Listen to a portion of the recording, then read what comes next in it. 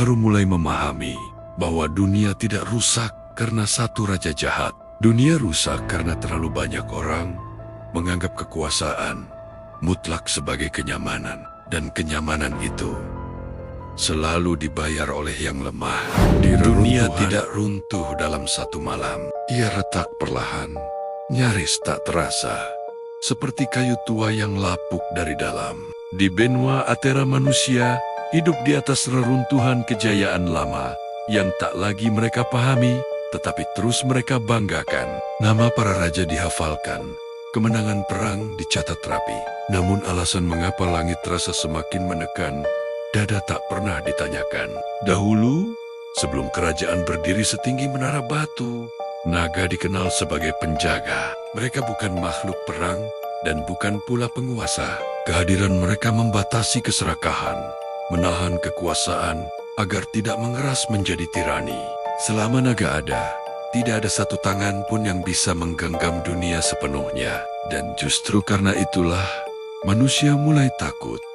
Ketakutan selalu mencari pembenaran. Para raja menyebut naga ancaman, para pendeta menyebut mereka ujian, dan para jenderal menyebut pembantaian sebagai pencegahan. Dalam waktu yang tidak dicatat dengan jujur, satu demi satu naga menghilang. Tidak semua mati. Sebagian memilih pergi, meninggalkan dunia yang ingin menjadikan mereka alat. Generasi baru tumbuh tanpa pernah melihat bayangan sayap di langit.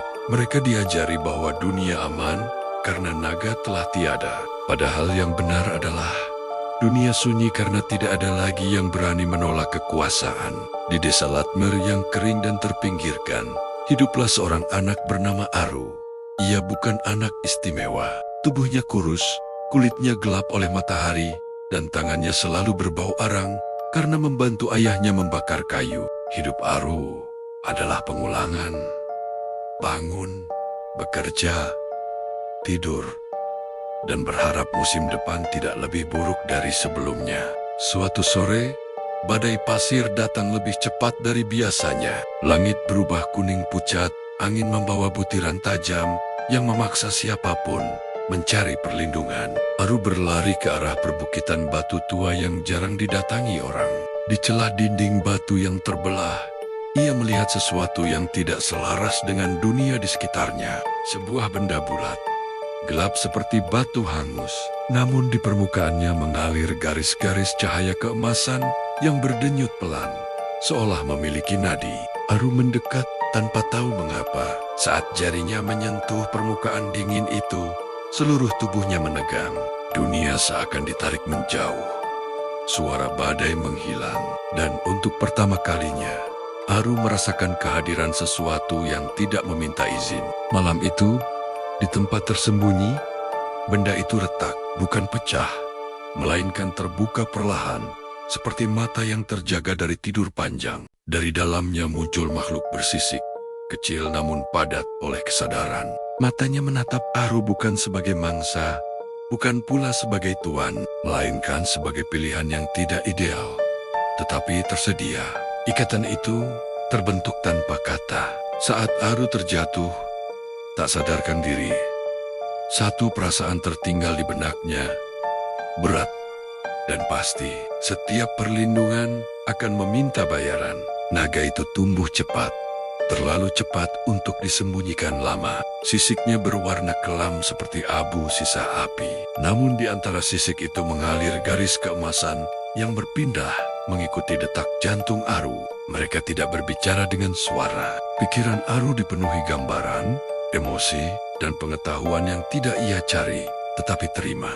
Makhluk itu menyebut dirinya Kael bukan sebagai nama, melainkan sebagai makna yang bertahan meski dunia menolak keberadaannya. Ikatan mereka bukan legenda yang dinyanyikan orang tua. Tidak ada kebanggaan. Tidak ada kekuatan tanpa harga. Setiap kali Kael menggunakan api atau menggerakkan kesadaran yang melampaui hukum alam, tubuh Aru melemah. Dadanya terasa sesak, penglihatannya mengabur, dan rambutnya mulai memutih jauh sebelum waktunya. Kael merasakan sakit Aru, dan Aru merasakan kelelahan Kael.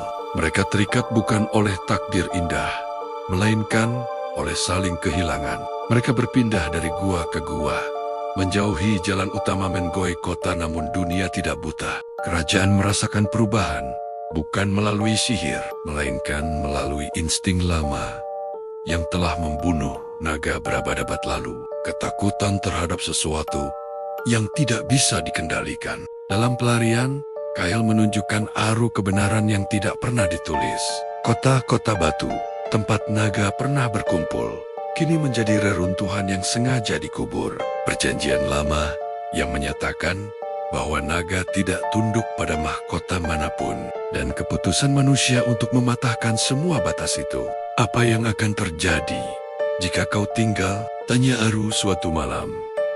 Ketika tubuhnya gemetar karena kelelahan, Kyle menjawab bukan dengan kata, melainkan dengan perasaan yang berat dan sunyi. Manusia akan kembali memintaku menjadi senjata. Aru mulai memahami bahwa dunia tidak rusak karena satu raja jahat. Dunia rusak karena terlalu banyak orang menganggap kekuasaan mutlak sebagai kenyamanan. Dan kenyamanan itu selalu dibayar oleh yang lemah.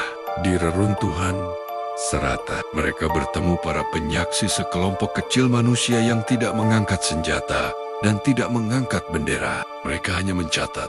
Mereka percaya bahwa meski kebenaran jarang menyelamatkan, kebohongan selalu menghancurkan lebih banyak. Dari merekalah Aru tahu keberadaan Hael tidak akan membawa kemenangan. Tidak ada perang besar yang akan mengakhiri segalanya. Yang ada hanyalah rangkaian pilihan kecil yang menyakitkan dan keberanian untuk tetap sadar. Saat dunia meminta tunduk, kerajaan akhirnya menemukan mereka. Tidak dengan deklarasi perang, melainkan dengan ketepatan dingin. Desa-desa yang dicurigai membantu mulai menghilang. Ladang dibakar, keluarga dipisahkan, dan ketakutan dijadikan pesan. Aru dihadapkan pada pilihan yang tidak pernah adil.